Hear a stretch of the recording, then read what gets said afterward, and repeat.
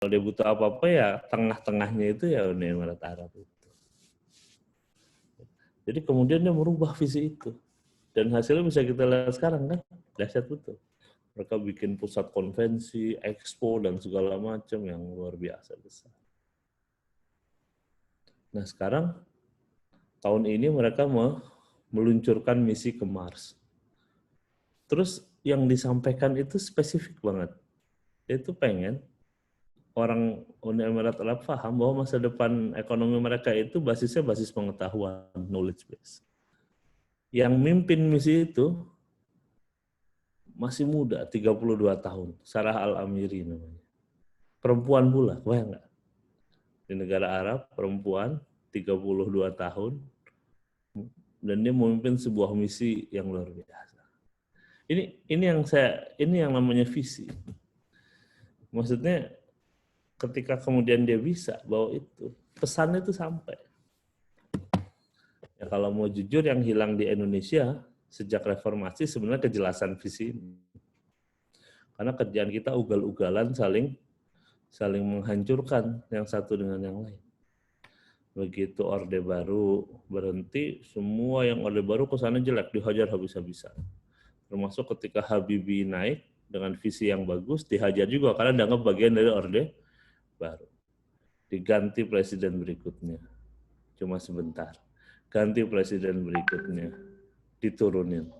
Ganti presiden berikutnya agak lama, udah bikin visi yang bagus, master plan segala macam, ganti presiden yang berikutnya dihajar lagi.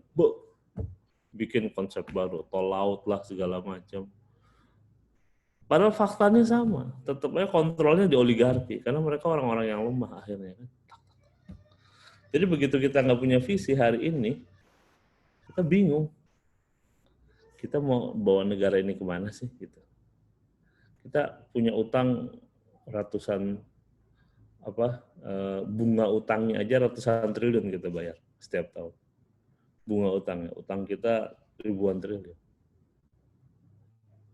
Terus saya suka mikir kalau kita utang, terus utangnya buat bangun infrastruktur, bikin maskapai nomor 1 dunia, bikin Shinkansen kayak Jepang, mungkin nggak ada masalah ya, balik modalnya jelas gitu. Atau kayak Cina, kalau teman-teman pernah ke Cina, 3 tahun terakhir, 4 tahun terakhir itu jalur kereta mereka menjadi luar biasa. Mereka bangun kereta cepat dengan jalur paling cepat di dunia.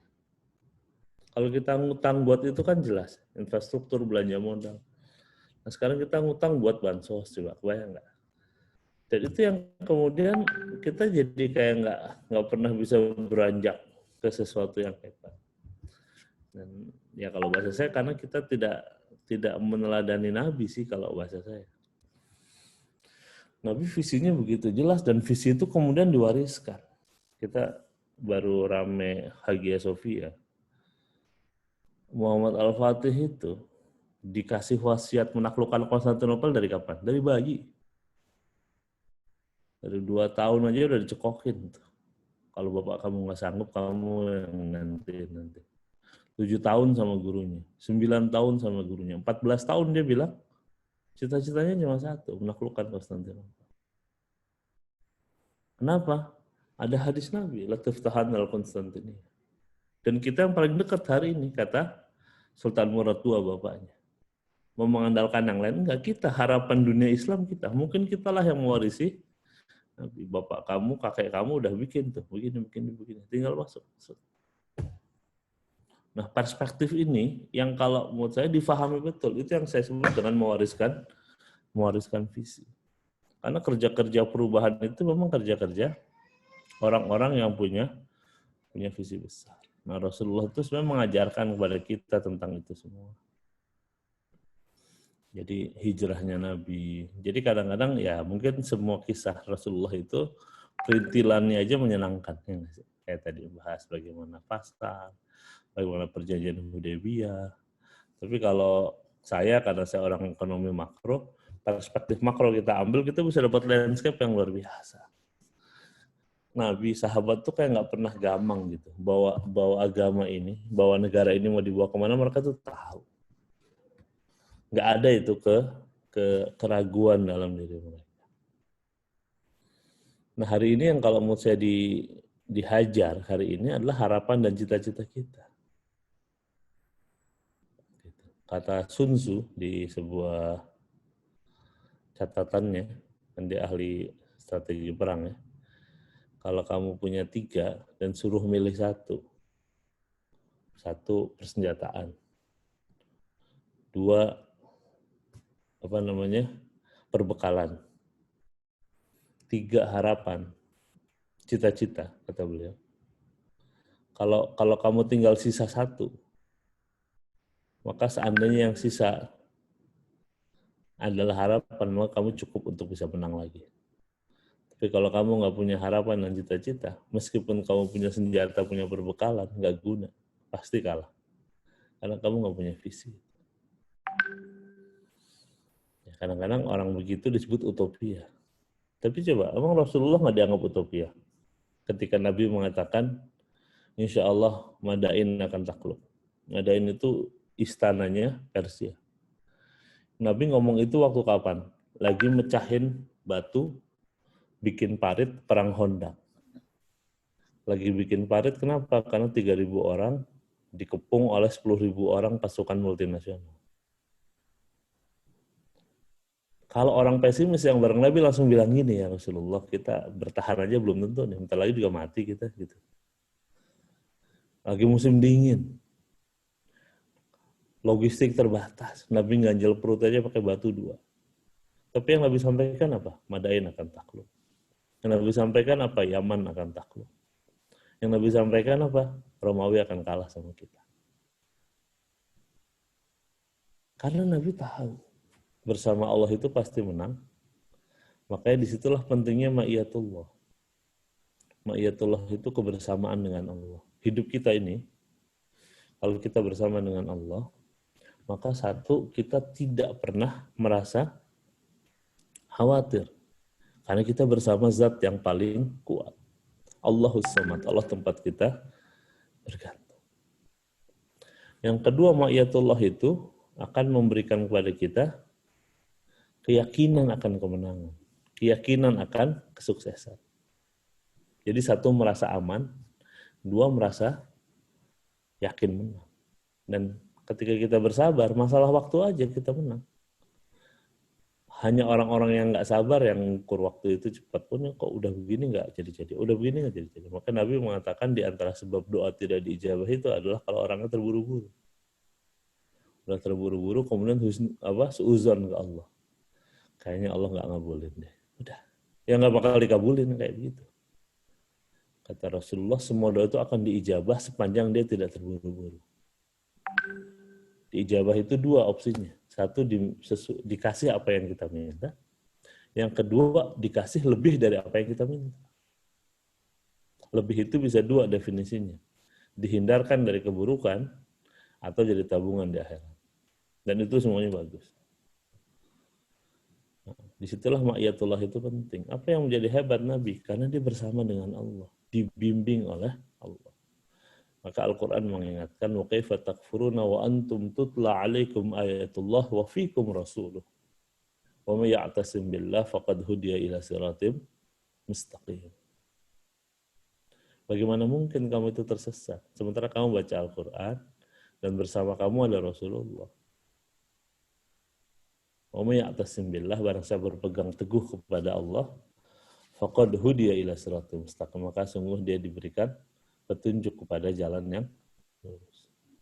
Surat Ali Imran ayat 101 kayaknya sih ya, 100 atau 101. Nah ini perspektif kita. Makanya nggak jelas apapun kondisi kita hari ini, baik secara personal, secara keluarga, secara masyarakat, secara negara, sebagai bagian dari umat Islam yang besar, optimisme itu nggak boleh hilang. Keyakinan itu harus tetap ada. Karena dengan atau tanpa kita, apa yang Nabi sampaikan pasti kejadian. Jadi misi kita adalah meyakinkan diri kita. Kita bagian dari sebuah gerakan besar kebangkitan. That's why juga saya kadang-kadang nggak terlalu suka sama ustadz akhir zaman. Bukan nggak suka sama ustadznya, nggak suka dengan bahasannya. Itu kayak orang putus asa dan yakin solusinya cuma 1, kiamat. Nah, kalau kiamat selesai lah udah gitu. Itu menurut saya sih gaya orang putus asa. Tapi kalau ada orang bisa membahas kiamat sampai detail kapan, tanggal, waktu, siapa tokoh-tokohnya gitu, itu hampir pasti saya akan menolak pendapat itu. Walaupun konon kabarnya pakai hadis yang sahih misalnya. Ya hadisnya nggak salah, tapi cara menginterpretasikan hadisnya apa begitu. Hari ini lagi musim, karena banyak orang putus asa, akhirnya hadis-hadis begini jadi diikuti. Padahal justru bukan hadis yang salah ya, sekali lagi. Cara mereka menginterpretasikan aja. Kiamat bentar lagi nih, ciri-cirinya begini. Danau Tiberia sudah mengering gitu. Saya bilang Nabi waktu diutus sudah bilang ke sahabat, apa ciri kiamat? Diutusnya aku. Ya Nabi diutus itu tanda kiamat, bentar lagi kiamat. Karena Nabi terakhir. Tapi itu kan 1500 tahun yang lalu ya. Sampai hari ini belum kiamat tuh. Bukan berarti kita menyederhanakan masalah kita, tapi ini ilmunya ada di sisi Allah, bukan di kita. Maka tugas kita berikhtiar. Justru tantangan yang berat itu jadi momen kita merangkul pahala lebih besar. Ya enggak? Memang kadang-kadang sabarnya harus berlipat-lipat. Ya ladzina amanu sabiru wasabiru warabitu. Udah gitu kadang-kadang yang kita kesel itu bukan kesel sih ya, konteks negatif ya. Yang kita nggak nyaman itu kita berantemnya sama sesama kaum muslimin ya. Entah di dunia nyata ataupun di dunia maya gitu ya, apalagi di Twitter. Sebentar tweet war gitu ya, berantem. Jadi satu hal yang ingin saya tekankan, memang visi itu sesuatu yang penting. Visi, keyakinan, tekad. Yang kedua, ma'iyatullah. Kebersamaan kita dengan Allah. Syekh Hasan Al-Hudaybi, mursyid Ikhwanul Muslimin yang kedua mengatakan begini. Kalau kita bicara soliditas jamaah, matanatul jamaah, maka kunci pertamanya satu, beliau menyebutnya. Istiqrarun nafsi. Jadi jiwa yang stabil gitu, jiwa yang tenang. Dan jiwa yang tenang itu ya kuncinya apa? Ma'iyatullah. Karena dengan ma'iyatullah dia selalu punya dua tadi itu. Satu merasa aman karena bergantungnya ke Allah. Seberat apapun, secapek apapun, ada Allah. Yang kedua, ini yang juga sangat penting, kita jadi selalu yakin bahwa kemenangan itu ada di depan mata kita. Dan Nabi mencontohkan kepada kita, perang Badar, perang Khandaq, perang bahkan terakhir misi Nabi itu namanya perang apa? Yang jauh jalannya, musim panas. Tabuk. Perang Tabuk. Masya Allah. Saya pernah sampai itu ke Tabuk tuh. Tapi naik mobil, jadi ya nggak capek. Cuma bisa merasakan perjuangan Rasulullah. Saya tuh kalau nggak ada kerjaan suka iseng gitu ya. Nyawa mobil aja jalan ke Tabuk gitu. Tapi dari atas, bukan dari bawah. Jadi nggak napak tilas sih. Dari Yordan, bukan dari Madinah ke atas, bukan. Kalau Madinah ke atas waktu itu belum ada izinnya.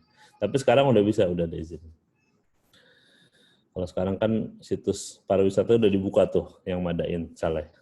Jadi itu nembus bisa naik ke atas terus tuh, bisa napak tilas sampai ke arah Tabuk. Tabuk itu kayak Mars, walaupun saya belum pernah ke Mars ya, batunya merah-merah gitu. Terus padang tandus gitu. Jadi wafilah mungkin itu saja ya materi malam hari ini, lebih ke pengingatan juga secara umum. Jadi ma'iyatullah itu kunci, punya harapan itu penting. Nah, yang paling tidak mudah adalah bagaimana antum bisa membawa pemahaman ini ke keluarga, ke binaan-binaan kalau punya menti-menti. Karena apa? Karena yang hilang hari ini ya itu kalau menurut saya. Yang hilang hari ini adalah kualitas semangat, kualitas harapan, sekaligus kualitas ma'iyatullah. Apalagi sekarang tarikannya tarikan dunia. Pikirannya cuma dunia saja. Seolah-olah dunia itu segala-galanya. Padahal ya dia nggak menjamin apa-apa. Dan ini kalau orang udah ketarik sama virus dunia, ini kena siapapun, mau orang kaya, mau orang miskin sama aja. Visi hidupnya jadi salah. Cara pandang dia nanti ukurannya selalu ukuran untung rugi, worth it nggak worth it, dan seterusnya. Biasanya juga orangnya jadi nggak qanaah, jadi susah bersyukur, kerjaannya ngeluh dan seterusnya. Makanya kita harus masuk ke sebuah ruang ma'iyatullah, yang disitulah kita punya rasa aman dan punya keyakinan tentang misi-misi kemenangan dalam skala yang besar, insyaallah. Ya, saya mohon maaf nih, malam ini agak kurang konsen. Kebetulan lagi agak seru di rumah. Istri lagi kurang sehat, anak-anak lagi, yang satu kakaknya, barusan tuh yang balik sana lagi kurang sehat juga, jadi bolak-balik. Tapi ya ala kulli hal kita bisa berkumpul dan mudah-mudahan jadi keberkahan dan kebaikan buat kita semua. Syukran Ali dan juga yang lain yang sudah sharing. Mudah-mudahan kita punya dua itu. Terus kita jaga. Satu, optimisme, karena itu janji Rasulullah tentang masa depan di tangan Islam. Yang kedua ya kualitas ma'iyatullah kita. Ma'iyatullah itu artinya kebersamaan kita dengan Allah. Entah dalam hal-hal yang sifatnya teknikal, zikir, wirid, tahajud, sholat sunnah, menjaga yang wajib, dan seterusnya. Atau ma'iyatullah yang sifatnya yang sifatnya makro. Kayak misalkan kesungguhan kita menegakkan syariat, menjauhi riba, membangun masyarakat yang jauh dari zina, dari khamr, dan seterusnya. Itu kan ma'iyatullah bersama sistem yang Allah tegakkan. Nah, ini kerja-kerja peradaban yang mudah-mudahan bisa kita ikhtiarkan.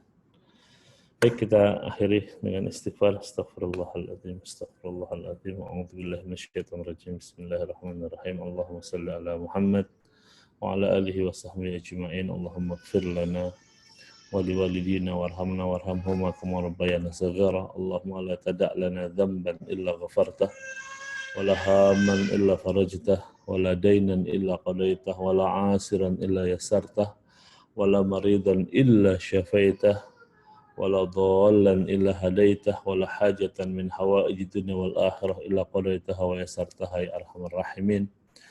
Allahumma a'izzal Islam wal muslimin wa adhil syirka wal musyrikin. Allahumma ansurna 'alal qaumidh dhalimin bi rahmatika ya arhamar rahimin. Allahumma rabbana atina fid dunya hasanah wa fil akhirati hasanah wa qina 'adzabannar. Bi fadlika subhana rabbika rabbil izzati amma yasifun. Wassalamun 'alal mursalin walhamdulillahi rabbil alamin. Saya cukupkan mungkin. Subhanakallahumma wa bihamdik, asyhadu an la ilaha illa anta, astaghfiruka wa atubu ilaik. Assalamualaikum warahmatullahi wabarakatuh. Waalaikumsalam warahmatullahi wabarakatuh. Masih banyak Pak Manu.